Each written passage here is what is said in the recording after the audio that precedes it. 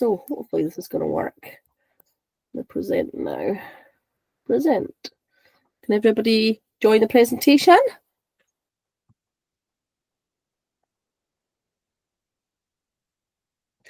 Okay, we're going to pass over to Colin and Michelle to talk you through what's involved in the last section of tonight's training event. Thanks, Andy. So Kim and Andy have talked you through some of the kind of unseen Nat 5 and higher questions, and everybody will get a chance to think about how each of those questions was broken down. So we're going to see how the marks would be allocated to form marking instructions for each of these questions. So what we've done is we've picked out some of the bigger questions that have got a little bit more marks allocated to them, and we're going to go through two examples. The first one is a National 5 web question, and then the second will be a higher database question. So once you've been through the examples, it'll be over to you guys to try and work in breakout rooms to see if you can work out how the marks are allocated to some of the STD questions. And there'll be more details about the breakout rooms later, Colin. But I think for now, it would be good just to focus on marking instructions. I'm aware, I don't know if anybody else is, but every autumn the SQE publishes the marking instructions for that year's exams. But how are they made up? Like, that's a couple of questions I've got. Why do they give some things a mark when others don't really get a mark? So the purpose of the marking instructions is not, as a lot of people think, to provide the correct answer. The marking instructions are there to tell markers how each individual mark should be awarded. But when you read it, sometimes marking instructions just give expected responses. So like, for example, in a state question, like this one that we've got on screen just now. So that's right. The example here is from the 2024 N5 question paper. There's only one correct answer. It's the expected response, and the candidate needs to give that exact answer to get the 1 mark available. But for longer and more complex questions, the marking instructions have to clearly state what evidence is needed for the mark to be awarded. Just a little bit like that second example there. So yeah, this is again from the 2024 Nat 5 paper. This question carries more marks. The candidates are expected to do a lot more work for those marks. So not only can you see the expected response in the marking instructions, but you can see how the marks have been allocated. So that information is in the additional guidance. A good set of marking instructions should give the markers the kind of opportunity to give candidates credit for any part of the solution that they've done correctly, regardless of whether the answer is complete or whether it has some errors in it. So does that mean that there's no negative marking? That's right. So the marking instructions never say deduct marks for. It's always in a kind of phrased in a positive way. So it's award 1 mark for this and award 1 mark for that, and so on. So in computing science, the marking instructions have to also be generic enough to ensure that they can be applied to different programming languages. That's really only important for like the SQA though. So if I'm doing a test, surely I only need my Python answers in my marking instruction for my class test. Well, maybe, but the marking instructions shouldn't just give the correct Python code, because the marking instructions should be able to be applied to lots of different approaches, because not all questions will only have one correct way of tackling them. So it's important to recognize that it's sometimes there are lots of different solutions are possible, and all of them could be equally valid. All right, okay. So that kind of explains why the SQA marking instructions do provide that additional guidance. So that's really there to help markers apply the marking instructions to different solutions. That's right. So it's all about consistency, and to make sure that no matter what language you use or what approach you take, the candidates aren't being penalised. I'm kind of beginning to understand that there's actually a lot more to marking instructions than just the correct answer. It must take a long time to create a good set of instructions, but I can see why it is important to have them. It's really important, and it's also important to have a full set of marking instructions just in case you need to submit evidence for exceptional circumstances.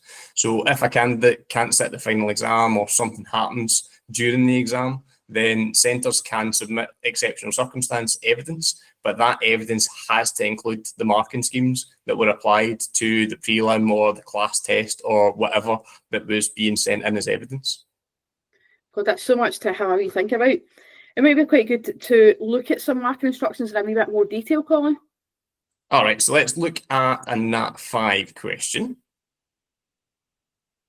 Well, I recognise this one. This was one of the ones from the task earlier on that some people might have had a wee chance to have a wee look at? That's right. So it's an implementation question, but how many marks do we think that that should be worth? It looks like most people from earlier on gave it 2 marks. In fact, there are 3 marks available for this question. So here's the test. How would you think those 3 marks should be awarded? I think this one looks pretty straightforward. Candidate answers should provide the CSS script that's used to style 2 separate properties. So that's alignment and font.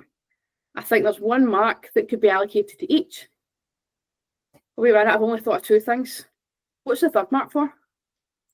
Well, we can see, hopefully, the expected response in the full marking instructions, and that 3rd mark is for the class selector. So candidates would get 1 mark for the class selector, and then 1 mark for the styling the alignment, and the 3rd mark for styling the font.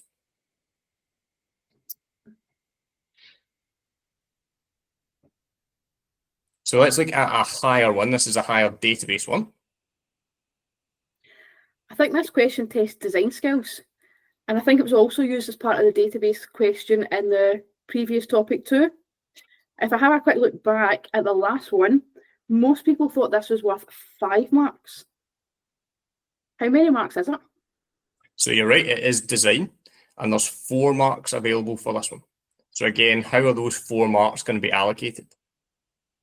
Well, let's see. If I have a wee look at the design table, there's 5 rows in a design table, but only 4 marks. So how can it be 1 mark per row? That's true. So it's query design. Sometimes not all the SQL clauses are needed. So for example, there might not be any grouping or there might not be a sort on it. So those rows would be left blank. Oh, I forgot about that. So what would a candidate need to write? The correct answer surely needs an alias, an aggregate to find the most expensive book, a sort, a join, the correct fields and tables.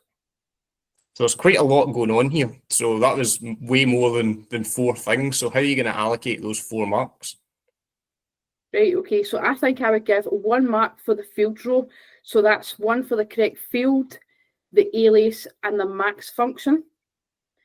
1 mark for the tables if they've got a join, and 1 mark for the sort. Okay. But having 2 tables and an equijoin, that's nat 5. So can you give a mark it higher for something you would expect a nat 5 pupil to be able to do? Plus, there's no marks for an equijoin anyway, since it's just design and not implementation. I suppose that makes sense. Is this always the case that I don't need a join in a design? Yeah, so when you're doing a design, the equijoins aren't required in the design. But if you include them, they're not going to get penalised for them because remember, there's no negative marking. So if we go back to where you were allocating that 1st mark, you've got loads of detail in there. Is it fair to only give 1 mark for all that stuff? Use of an alias, use of a max function, they're both higher things. Plus, what about the grouping that you need to use? But there's only 4 marks that I can use. All right, so how about this as a marking scheme? This is the expected response and the marking instructions. So it's 1 mark for the field, tables, and the use of alias. But most of that's nat 5 content, and you already said that I can't award marks for nat 5 content in a higher question. That's true, but the alias bit is higher. Plus, there's loads of N5 bits that they could go wrong in there, so they could forget a table, for example. The other 3 marks, 1 mark for the use of maximum, 1 mark for your grouping on publisher name, 1 mark for the descending sort that's applied to the function from earlier. How come the sort mark doesn't specifically mention the maximum aggregate? That's a good question because we've just said that they've got to use a max and they get a mark for using a max. But if they get that wrong, so for example, they use a min instead of a max and they carry that mistake through, then that would mean that they would lose 2 marks for making the same mistake. All right, okay, I see. And we don't penalise candidates again for the same error, so that's really good to know. So hopefully from those 2 examples, you can see that allocating the marks can be quite straightforward. I think in some situations, it can actually be a lot trickier than I thought. That's true, but it's really important to always think about the number of marks that you would award for a question in an assessment when you're actually creating the questions. You shouldn't leave the marking instructions until later on. It's when you're creating the questions, you have to think about the marks and how you're going to be allocating them and what level those marks are going to be for. All part of that kind of question design process when you're thinking about the marking scheme and how things are allocated.